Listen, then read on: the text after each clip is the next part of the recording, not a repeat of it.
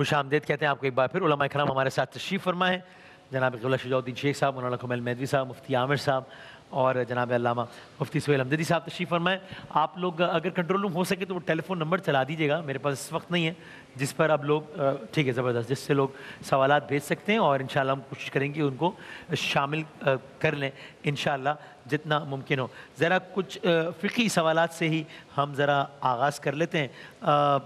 مفتی عامر صاحب یہ بتائیے گا, قضا نمازیں ہیں کسی کی اور بہت زیادہ ہیں, اب وہ چاہتا ہے کہ ان کی یعنی کہ جو نمازیں ادا نہیں ان کی قضا کر لیں, لیکن اندازہ نہیں ہے, یہی معاملے میں روزے کو بھی شامل کر لیں, تو اب وہ کس طرح اس کا مدہ وغیرہ فگر کا کوئی آئیڈیا نہیں ہے.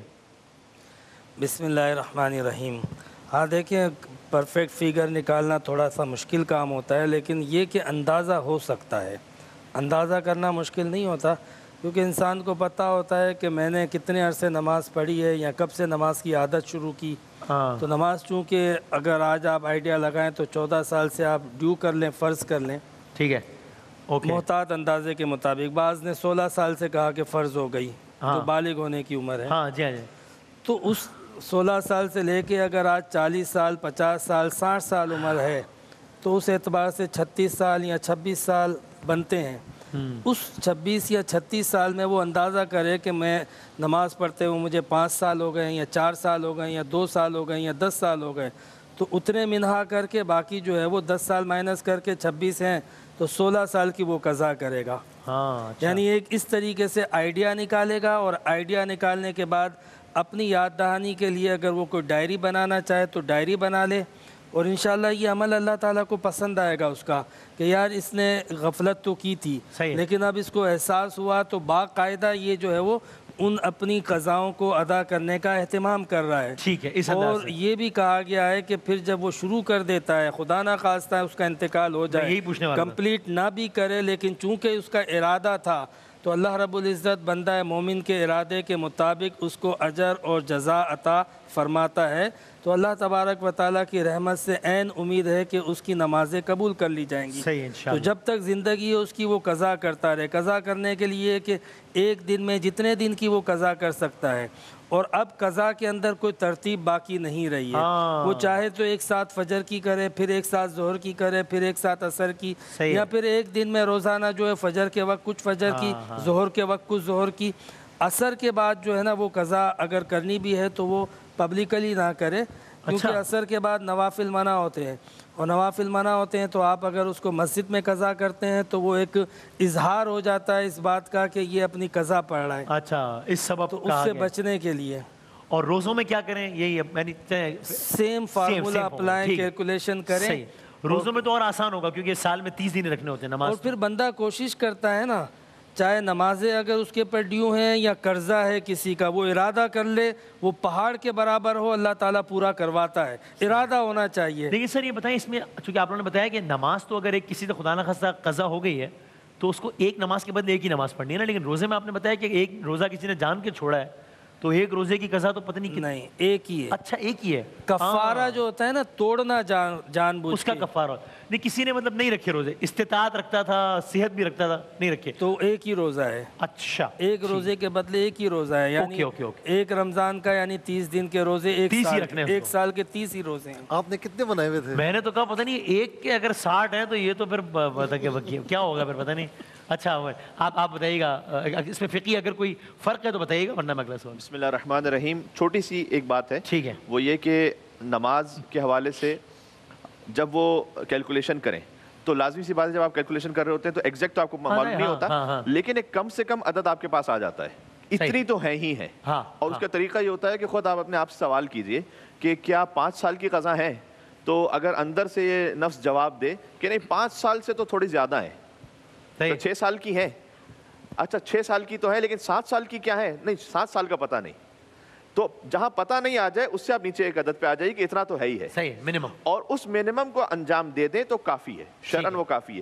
معمولاً جسمانی عبادات میں یعنی نماز اور روزے میں اصول یہ ہے کہ کم سے کم کو انجام دے دیجیے کافی ہے. مالی عبادات میں اگر کبھی بھی انجام نہیں دیا, اس کے کیلکولیشن کو انجام دے رہے ہیں تو پھر زیادہ سے زیادہ پر جانا پڑے گا, وہ الگ معاملہ ہو جاتا ہے زکوٰۃ اور خمس کا. اور ارادہ اور نیت کر لیں, اور پھر بعد میں وصیت بھی کر لیں. اگر فرض کیجئے کہ وہ اپنی زندگی کے ایسے آخری معاملات پر ہیں تو وصیت بھی کر لیں کہ جتنا انشاءاللہ ادا ہو جائے تو وہ اس کو نوٹ کرتے جائیں. نیت المومن خیر من عمل ہے، حدیث میں آیا ہے کہ مومن کی نیت اس کے عمل سے بہتر ہوتی ہے. یعنی اگر ان کا عمل فرض کیجئے کہ 2 سال کی قضا کر پائے لیکن نیت تھی 6 سال کی قضا کی، تو نیت ان کی اور بہتر تھی، تو اللہ تعالیٰ نیت پر اجر عطا کر دے گا. اور باقی ان کے ورثہ نماز اجاری جس کو کہتے ہیں وہ رکھوا دیں گے، پڑھوا دیں گے.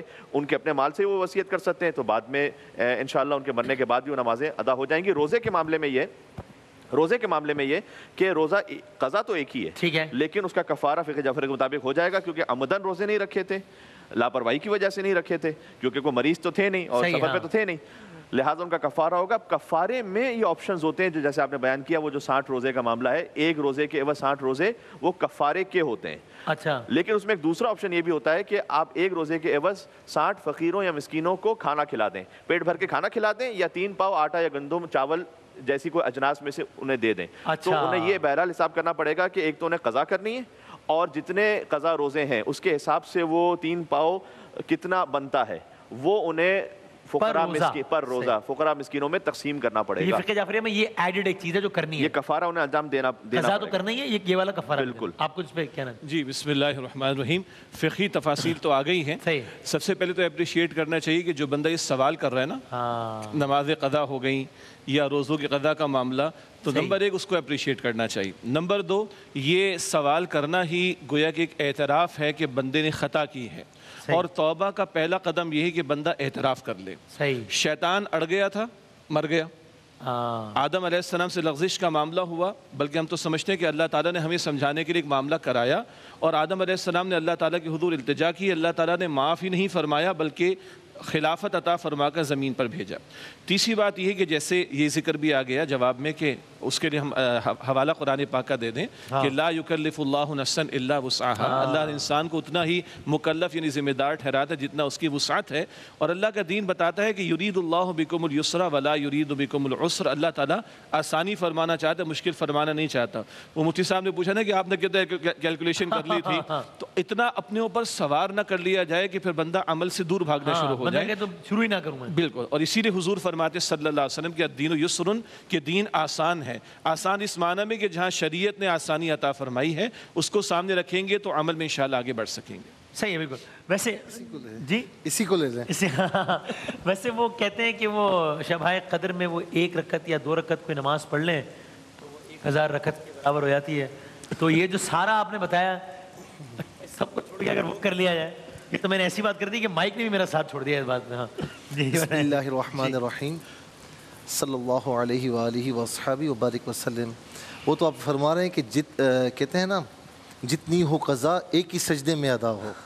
اچھا جیسے ہی یہ آخری جمعہ قریب آتا ہے نا، میسیجز کی بھرمار کہ 2 رکعت پڑھ لیں 4 رکعت پڑھ لیں جان چھوٹ گئی. ایسا کوئی کنسیپٹ نہیں ہے، ٹھیک ہے نا. اگر ایسا ہوتا تو شب قدر میں آپ جو ہے وہ عبادت کر لیں تو 1000 مہینوں سے افضل ہے. تو اس کا مطلب ہے کہ ساری نمازیں ہو گئیں، ایسا نہیں ہے. وہ فضیلت اپنی جگہ پر ہے اور فرض چھوڑنے کا وبال اپنی جگہ پر ہے، وہ قضا کے بغیر نہیں ہو سکتا. اچھا جس طرح علامہ کمیل صاحب نے فرمایا نا، اچھا ہمارے یہاں یہ ہے کہ اگر نماز کی اس نے نیت کر لی نا کہ مجھے قضا کرنی ہے، تو مثال کے طور پر اب اسے تخمینہ لگایا، اندازہ لگایا، جس طرح قبلہ مفتی صاحب نے بھی فرمایا. اندازہ لگانے کے بعد مثال کے طور پر وہ 5 سال کی بن رہی ہے نا، تو تھوڑا سا بڑھا دے احتیاطاً.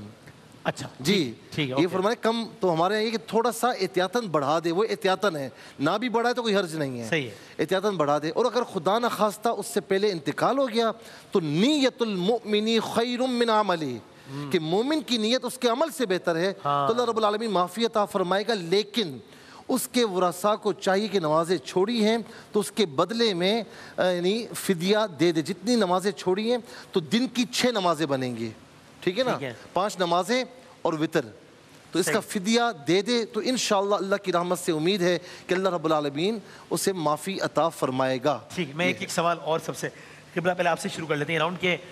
یہ پوچھتے ہیں کہ اگر ہم اس نیت سے نماز اعلانیہ پڑھ رہے ہوں کہ دل و حال تو اللہ جانتا ہے کہ بھائی کوئی اور دیکھے گا تو وہ بھی ذرا اس پہ راغب ہوگا، تو کہیں یہ ریاکاری کے زمرے میں تو نہیں آ جائے گا کہ بھائی جان آپ اپنی نماز کی فکر کریں، آپ بس آپ یہ چھوڑیں، یا یہ اچھی بات ہے کہ نہیں آپ یہ نیت ہے کہ دکھاوا نہیں ہے بلکہ ترغیب ہوگی تو ایسا کرنا چاہیے. کیا ہے اس میں؟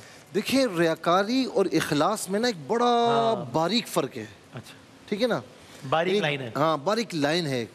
کہ یہاں پر نیت بدلی اللہ کی رضا، چاہے وہ چھپ کر ہو چاہے وہ اعلانیہ ہو، اللہ تبارک و تعالیٰ ثواب عطا فرمائے گا. ان تبدوا الصدقات فنعما ہی وان تخفوها فهو خیر لکم، کہ تم چھپا کر اگر صدقہ دیتے ہو یہ تمہارے لیے زیادہ بہتر ہے، اعلانیہ دیتے ہو نیت اچھی ہے تو وہ بھی تمہارے لیے بہتر ہے، لیکن اعلانیہ میں ریاکاری کا خدشہ ہوتا ہے. اچھا اب یہاں پر میں حدیث پاک سناؤں گا آپ کو کہ حضور نبی کریم صلی اللہ تعالیٰ علیہ وسلم تشریف لائے تو صحابہ کرام دجال کا ذکر کر رہے تھے. تو آقا علیہ السلام نے فرمایا کہ بہت بڑا یہ فتنہ ہے، صحیح ہے، بہت بڑی علامت ہے، لیکن تمہیں میں اس سے زیادہ فتنے والی بات نہ بتاؤں؟ اچھا. تو اس کی یا رسول اللہ اس سے بڑی کیا بات ہوگی؟ تو فرمایا کہ ایک آدمی نماز پڑھ رہا ہوگا اور اچھے طریقے سے خشوع اور خضوع کے ساتھ پڑھ رہا ہوگا، لیکن وہ اس لیے پڑھ رہا ہوگا کہ لوگ اسے دیکھیں اور ریاکاری ہو. فرمایا یہ اس سے بڑا فتنہ ہے. تو ایک صحابی نے عرض کی یا رسول اللہ یہ تو ٹھیک ہے، لیکن کوئی نماز اس لیے پڑھ رہا ہے کہ مجھے کوئی دیکھے اس حال میں تو خوشی ہو جائے کہ بھئی اللہ کی راہ میں جھکا ہوا ہے اور میری نیت سچی ہے.